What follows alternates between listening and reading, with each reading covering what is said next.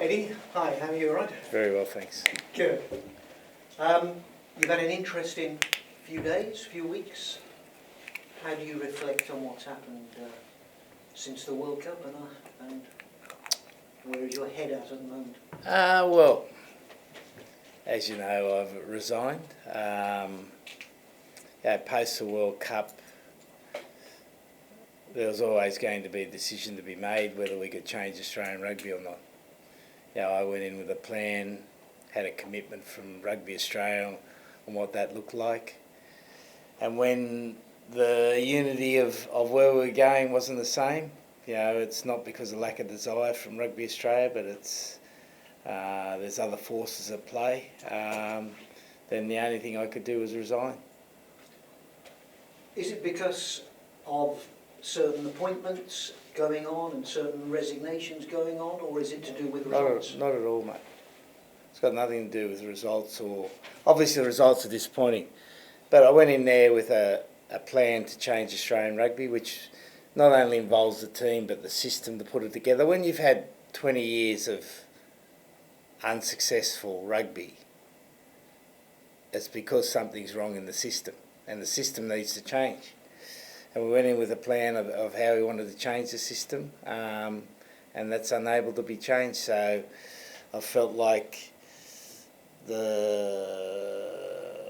my job would be compromised the whole time for the next 4 years, which I wasn't prepared to do. So what now? Well, I'm going to have a bit of a break, and then we'll take it from there. So this game on Saturday is a nice distraction from the long-term next stage for you, I suppose. Well, not a distraction. It's a game of rugby. That's a celebration of the game. 50,000 people at the stadium to play against Wales. We've got a good team, so it should be a great occasion for rugby. And we've had a great World Cup, so it's good to build on that World Cup, and it's good to be involved in an organisation like the Barbarians, where I think the uniqueness of rugby's been seen at the World Cup. What a great game it is. And this is another celebration of the game, so to be involved in it's fantastic. Did you feel it was a successful World Cup in general? Oh, I thought the World Cup was brilliant, mate. Absolutely brilliant. Rugby was at times scintillating, and then we had what you could only describe as a five-class World Cup final. 5-star, really good contest, two tough teams, playing down to the last minute. You don't get better than that. If you could wind back the clock and things had turned out differently and you'd have taken England to that World Cup, how far do you think you would have gone? It's not a question, mate. That's a dream. What did you think of England? Really competitive, fought hard, played tough. I think Steve did a really good job. Went back to English rugby, which suited the tournament. The funny thing about rugby at the moment is there's ability to play a really fluid, quick game, but at the end of the day, the most productive game is to play the attritional, in-your-face, high-kicking game, high-contest game. That's your sure bet. If you're betting on red and black at the table, and red's got a bit of advantage, that's your high-kicking game. But I think at times, we've seen at the World Cup, when the referee particularly has probably favoured continuity a little bit, that the game's been fluid and brilliant. And in that sense, was it a good thing that South Africa won? I don't think it's a bad thing or a good thing. I don't think there's such a thing. Rugby's always a game that's a balance between contest and continuity. Sometimes the contest teams win, sometimes the continuity team wins, and I don't think that's either good or bad. That binary look at this is bad rugby, this is good rugby is a bit of a nonsense to me. There's a lot of change at this time of the year, Eddie, when the end of a 4-year cycle. Interestingly, Warren Gatland said this week he wasn't going to be involved, wasn't going to put his name forward for the Lions for next year in Australia. Is that a job that interests you? We'll never believe what Warren says. That's the one thing you guys should know. No, not at all, mate. Yeah, I've moved from the Northern Hemisphere. You know, I had my go with England. I loved coaching England. I wouldn't want to be involved in the Lions. No, Really? not at all. Surely taking the Lions back to Australia would be irresistible to you, wouldn't it? Not at all. No? Not at all. Okay. Eddie, what did you make of some of Raz's kind of out-of-the-box tactics in terms of, you know, picking one scrum off in the 23 in the final, 4 in a pool game, taking the scrum from a mark and all the 7-1 bench, all that sort of stuff? Yeah, I think, you know, he's always been a coach that maximises the ability of his team. You know, you look at, again, you know, you go to that romantic view of the game. So South Africa come out of 2015 World Cup, they appoint Alistair because they want to play more. You know, they want to use the ball more. That turns out to be unsuccessful, so they go back to South African rugby, and Rassie's been good at that, and I think he's just finding ways of maximising it even more. And I think it's really good for the game. Have they kind of pushed the envelope a bit? Well, you push the envelope to where the laws allow it. No, I mean in terms of out-of-the-box thinking, is that a lesson to other coaches and other countries? Well, I think it's an emphasis on how do you maximise the strengths of your players. What have you got? How do you maximise the strengths? Eddie, do you have any sort of regrets about some of the comments you made, obviously, since moving on from Australia? You've taken a bit of heat for them? No. No? Not especially when you said about caviar and all that sort of stuff? No. And you mentioned, obviously, England there moving forwards. Do you think what maybe needs to change for them to go one better, do you think? Well, it's not my concern, mate. I would never tell a coach how to coach another team. But in a previous interview, you talked a lot about Marcus Smith.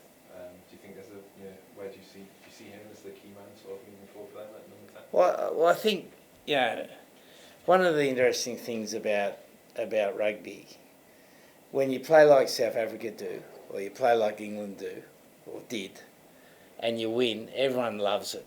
But when you don't win, you know, and it can be a 1-point game, then you get criticised for kicking too much. You know, that's you guys commentate by hindsight. You know, you're all brilliant in hindsight. And so if you want to play a different game, say you pick Marcus Smith, and then it doesn't quite work out because he's a young kid. You know, again, I've used the example before. You look at Richie Mwanga, 29, experienced, plays a great World Cup. Right, Marcus is 24. Yeah, he's got still got a lot of learning to do, but unless he plays, he never gets that learning. So at some stage, you've got to take a bit of pain if you play a guy like him. Yeah, he's a good player, very good player, but he's not a fullback. I was going to say, do you think it's important then that he gets a run at 10? Obviously, he's Well, 50 years. That's up to Steve, not up to me. But, you know, if you want to develop him as a player, of course he has to play 10. Do you have any regrets about how it's gone left finish with Australia now when you look at the last couple of days? No. Well, I don't know what's happened, mate. No, I mean in terms of the way that you left it in the role. No. Because I went in there with a plan, and the contract reinforced the plan, and the commitments of both teams. When I say both teams, myself and Rugby Australia to fulfil obligations, and we had a discourse in the obligations. So why should I have any regrets? How has the relationship with Michael Hooper been this week? Well, it's a non-issue, mate. It's not an issue for me. Every interview, I imagine, since you've done that, has always asked about the relationship with Japan, about whether you had that job interview. Does that get on your nerves? Sorry? Does that get on your nerves? Well, I think it's a red herring, mate. Absolute red herring. You know, again, if you look at Australian rugby, over the last 20 years, we've had no success, limited success, and we need to change things. And now we're trying to say that a supposed interview was the reason why Australia had a bad World Cup. That's a load of rubbish. Do you worry that whether Australia can be competitive for that Lions tour? No, they'll be right, mate. But as I said, I had a different view of what needs to be done. I had a strong view of what needs to be done, and I took the job on that premise. And it can't be done. But you know, we've been criticised a lot, but the 24 of that 33 players are going to be much better players. Yeah, because they've had experience, they've had a tough World Cup campaign, and sometimes you need that. You know, to drive a bit more resilience, a bit more work ethic, and there's good young players there, so I think they'll be fine, mate. Do you think you said after quitting Australia that you want to keep going? Is that, you want to keep going? How long for, do you think? Well, I don't think I decide that, mate. Someone else decides that. But if you were to get offered a job somewhere in the next few months? Well, it'll be... Like, the disappointing thing for me, mate, is, as I said, I went in there with a vision of what we needed to do, a plan of what we needed to do, and the two parties weren't able to come to where we need to go. So I don't want to work for someone like that again. Like, I don't want to work for that. Because it's so hard. You look at what Ireland have done. You know, they've got everything right, and they still can't get out of the quarter-final. Yeah, and they were brilliant. France, same way. 4 years, all the clubs get behind the national team. They do everything, and they can't get out of the quarter-final. To be a top team now, particularly when you're a smaller country like Australia, you need to have everyone working together. If you're not working together, then it makes it very difficult. You know, you're relying on chance for things to happen. You're relying on a freak player, a couple of freak players to come through. And what I was saying, you've got to be more purposeful about that. So I don't have any regrets. I don't know what's being said. I don't really care. Who cares? Has it been nice to have this week then? Obviously, Mate, I haven't had a problem otherwise. So this week's been good, yeah, but last week was good. I didn't have a problem last week. And has it been nice to be in Cardiff, be a popular figure maybe when you're not coaching England, when you feel it might be a bit different? Well, I was having breakfast with my wife this morning in the cafe in Cardiff, and she said, the Welsh people are nice to you, aren't they? So I don't know why, mate. Maybe because I'm not coaching England. What would be the dream job for you now, Eddie? Well, I've never looked at it like that, mate. To me, I really love the game. I love seeing the game played well. And all I want to do is coach a team that you got the opportunity to do that.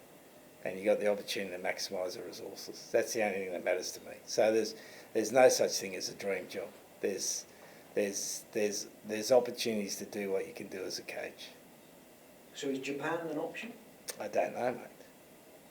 You have to ask Sydney Morning Herald. They seem to know more than me. Can't we get them on the line? I'm sure we can get an update from them. What about facing Warren and Wales again? Because obviously in the World Cup, that was the sort of hammer blow, wasn't it? Yeah. That was when the Japan noise was at its Yeah, but that was all time. Yeah, there's a reason that people do that, mate. I just mean obviously that whole weekend. Yeah, but there's a reason people do that. Let's not be naive about it.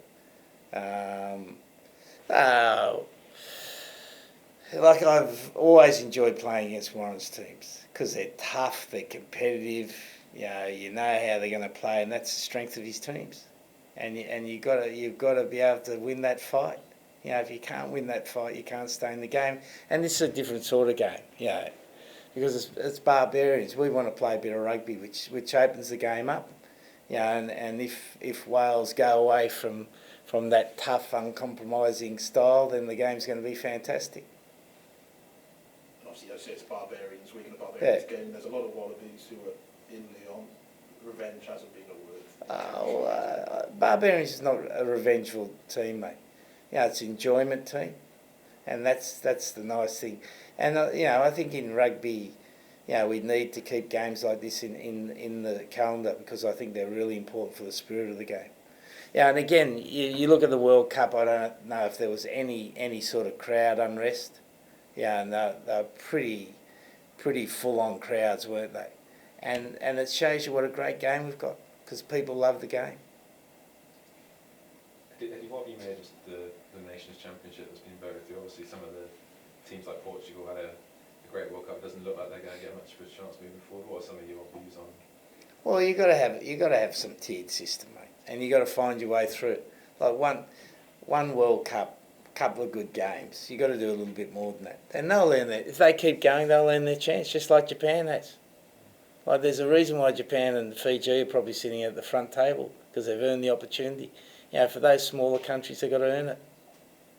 But do you think they can't earn it without the chance potentially? You know, they might not have the games that they need to show what they can do. Yeah, I'm sure they'll still pick up Tier 1 games somewhere along the line, mate. And I thought, you were talking about what's the dream job. Well, I love the way Largisque coached Portugal. Again, if you look at a little bit what Rassi was saying, how he maximised the resources he had. He had two fantastic wingers who played pro to a fast 7, and a little bit of a playmaker at 9, and they maximise their resources. And that's a dream coaching, mate. That's dream coaching. Eddie, you mentioned earlier you thought Australia could recover in time for the Lions tour, and that could be a competitive series. What do you think the level of interest is going to be as we build towards that in Australia with the Lions? Oh, it'll be huge, mate. It'll be huge. Australia's a proud sporting nation, and when they're not doing well, everything's bad. Not dissimilar to England, is it? And most countries are like that. But, they have a little bit of success and it'll go up. And the Lions is a huge series there, because it's like a home and away, isn't it? It's a little soap opera in its own right. We all done? Thank you very much. Thanks, boys. Thank you. Thanks, Eddie.